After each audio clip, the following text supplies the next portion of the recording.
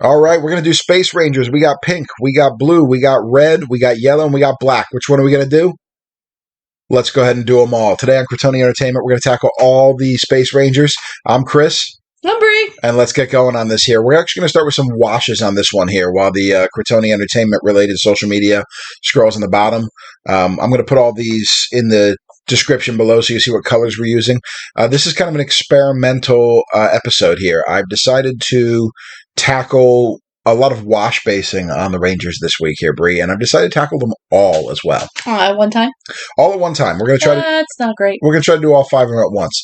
And the reason I wanted to tackle it this way is I didn't want to use the exact same colors that I've used on previous Rangers, because otherwise what's the point of even watching this video? You could watch the Zeo Ranger video or the Hyperforce Ranger video and see what color formula I'm going to use. So I decided we were going to experiment a little bit. Okay. And that kind of brings me to this week's sub-painting topic is experimentation and why people don't do it. We hear a lot in the hobby in general, and we mentioned this before. Bree and I have been in wargaming for a very, very long time, and I know a number of people who watch these videos only really do painting on their Heroes of the Grid figures.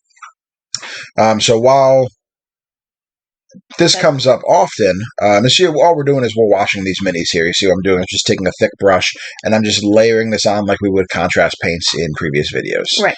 You see I'm making some adjustments to my camera view there.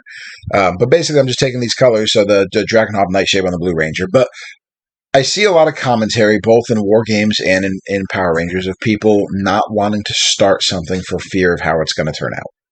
Oh, that's not... You can't do that.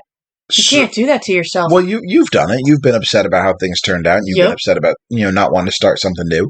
So that's what I'm doing here. I have never painted a predominantly blue model by starting with Drakenhof Nightshade before. I've never done it. I'm seeing why, though. Well, this is just a base. The whole point of this is just a base. I want blue in the deepest recesses because I have a plan for what comes next. I'm actually going to today make my own contrast paint. Oh, wow. So you made this a whole experiment. I did. One of the things that Games Workshop kind of sold us on when they created the contrast paints was they created the contrast medium, which is available as well, which I've used in previous videos. Right. And the idea is that if you mix enough contrast medium even into a regular paint, you'll be able to add some of those contrast properties to a regular paint. Yes. So we're going to try that today. Black Ranger, you've seen this technique before. I'm just taking the contrast Black Templar and just slather. Yeah, I was trying to avoid the word slather. Slather. We're slathering it all over the Black Ranger here.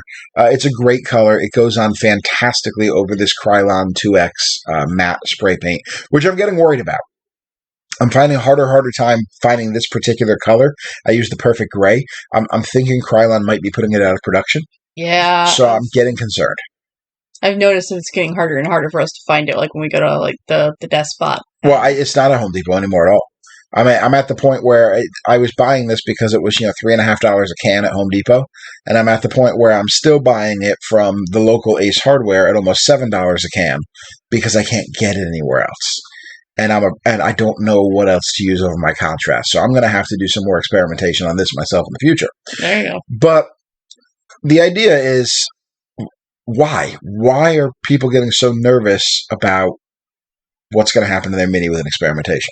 Well, I can speak to a little bit of why it does when I'm doing a Warhammer model. Well, that's good, because I've monopolized the video so far, so we need some commentary from the person that people really want to hear.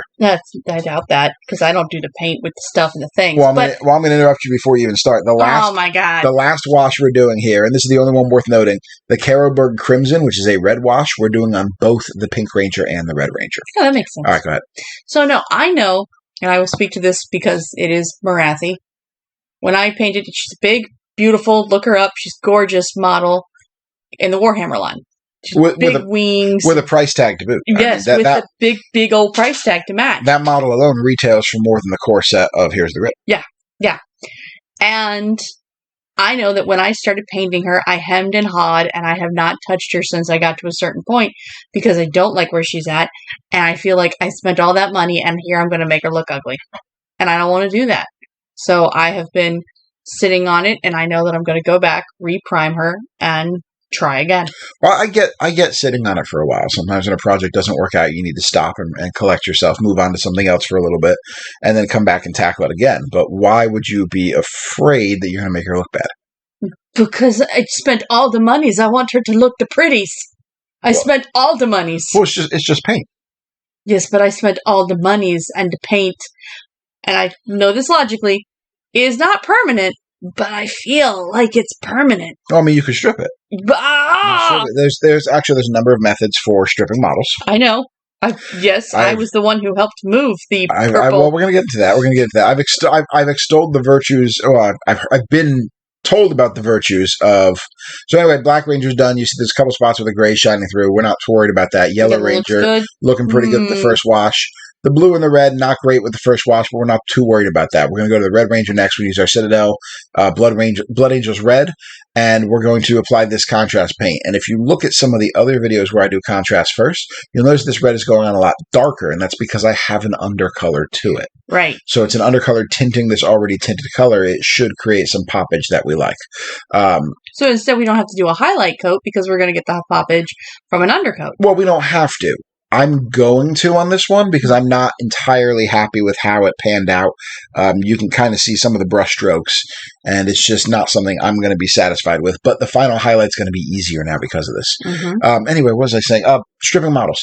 I've been told the virtues of brake cleaner. I don't advise brake cleaner. It can actually eat the plastic on your minis. Yeah, I wouldn't do like brake, unless it's a metal mini. Yeah, so Yellow Ranger, we're going to use our Iyanden Yellow contrast paint, and we're just going to put it right over this. And you see we're keeping all of that beautiful yellow.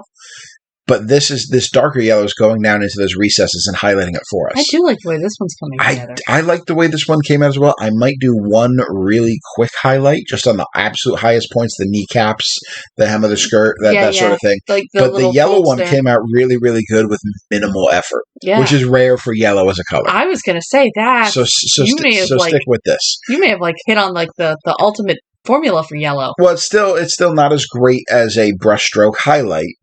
But it's very, very good. I'm very happy with it. So we'll move on to the Blue Ranger here. And this is where I made my own contrast paint.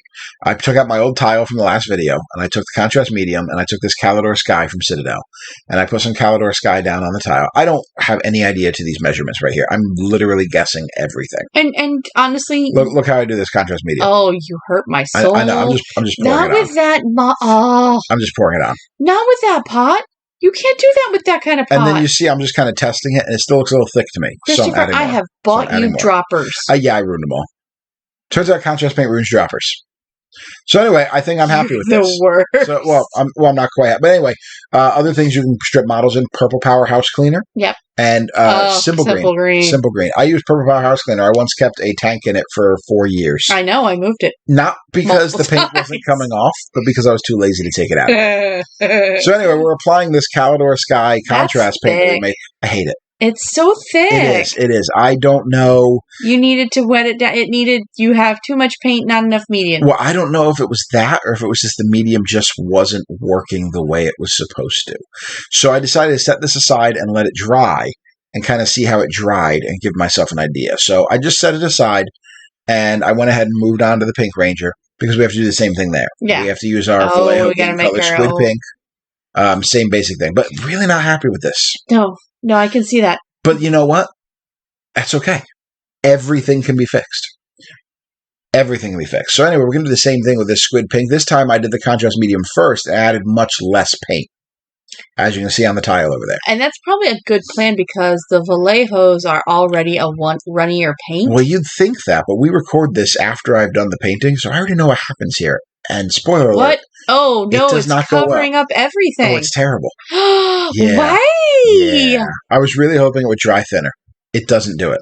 It's terrible. Oh. Guys, this was an utter failure of a project. At this point, broke it. At this point, I'm going to be honest, I became so frustrated, I had to stop and put the Space Rangers down. So this is where the fun begins.